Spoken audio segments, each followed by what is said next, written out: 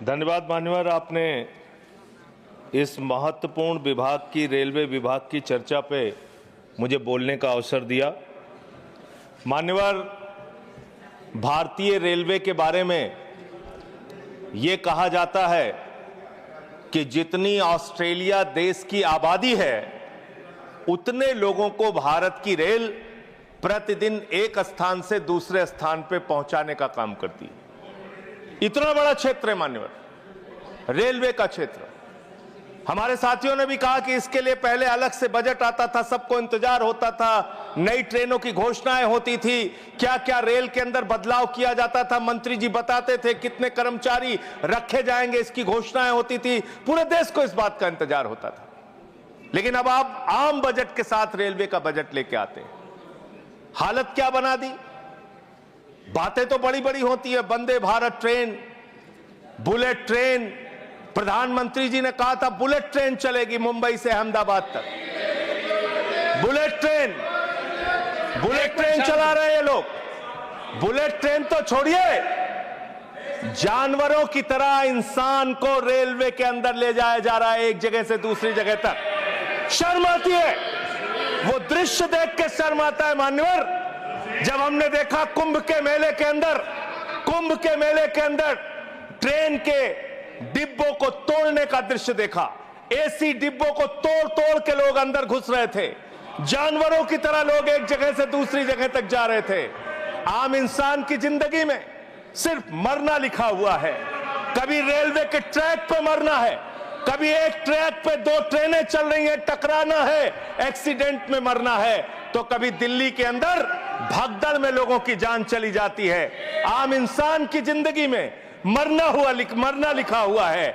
और रेलवे के कर्मचारी, गैंग्समैन मेरे पास आए थे मिलने के लिए। सर, उन लोगों का यह कहना था रेलवे ट्रैक पे काम करते हुए एक्सीडेंट हो जाता है, उसमें भी उनकी जान जाती है।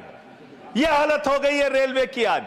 और रेलवे के बारे में सीएजी की एक बहुत गंभीर रिपोर्ट है। माननीय मंत्री जी यहां पे बैठे, और मैं दिल से कहना चाहता हूं, कोई यहां पे बैठे इसलिए नहीं कह रहा हूं, जब ये मंत्री बने पूरे देश को उम्मीद थी कि रेलवे के अंदर क्रांतिकारी बदलाव आएगा।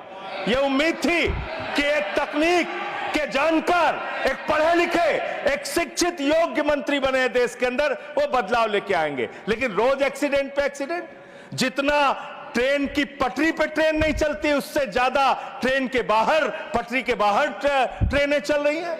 यह अव्यवस्था का आलम है कि यहां भगदड़ से लोगों की मौत हो गई, मंत्री जी को पता तक नहीं था। इसका मतलब इनके कर्मचारी, इनके अधिकारी इनको बताते भी नहीं कि इतना बड़ा हादसा हो गया। इसी दिल्ली में लोगों की मौत हुई। सर, मैं सीएजी की रिपोर्ट एक आई रेलवे के बारे में, उसके बारे में अपनी बात कह के अपनी बात खत्म करूंगा।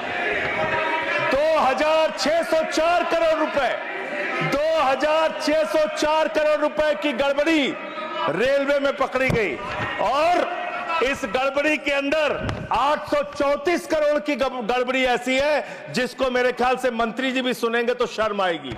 मुंबई से बांद्रा तक एक रेलवे के डेवलपमेंट का प्रोजेक्ट रखा जाता है, उसके लिए लोन लिया जाता है, उस लोन के ऊपर जो कर्ज का ब्याज दिया जाता है वो 834 करोड़ रुपए दिया जाता है, लेकिन वो परियोजना शुरू तक नहीं होती। मान्यवर, यह है अनियमितता का मामला आपके यहां। इसका स्पष्टीकरण दीजिएगा अगर आपको मौका मिले। और अंत में एक बात कह के खत्म करूंगा अपनी बात, क्योंकि समय कम है। मान्यवर, हम लोगों ने एक फिल्म देखी थी बहुत पहले, सारी दुनिया का बोझ हम उठाते हैं, लोग आते हैं, लोग जाते हैं, हम वहीं पे खड़े रह जाते हैं।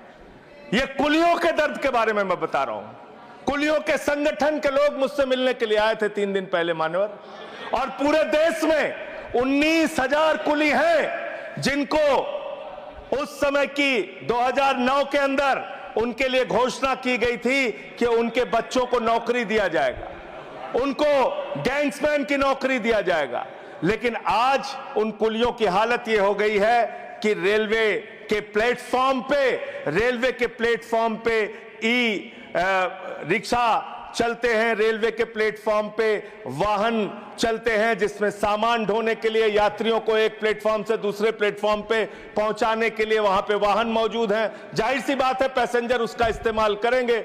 इन कुलियों का दर्द कोई सुनने के लिए तैयार नहीं है। मैं आपके माध्यम से माननीय मंत्री जी से अनुरोध करूंगा कि जो लोग वर्षों से लोगों का बोझ उठा रहे हैं, उनके परिवार की चिंता कीजिए, उनकी गरीबी की चिंता कीजिए और कृपा करके ये 19,000 जो लोग हैं आज बेरोजगारी की कगार पे हैं, उनको कहीं समायोजित करने के लिए या उनके लिए कोई महीने की तनख्वाह की घोषणा, मदद की घोषणा सरकार की ओर से अपनी ओर से कीजिए।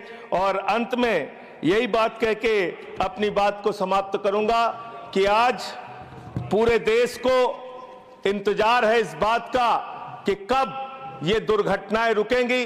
पूरे देश को इंतजार है इस बात का कि 3 लाख भर्तियां जो आपने रोक रखी हैं, जिसके कारण आज संवेदनशील जगहों पे एम्प्लॉय नहीं है, कर्मचारी नहीं है, दुर्घटनाएं हो रही हैं, वो कब रुकेंगी।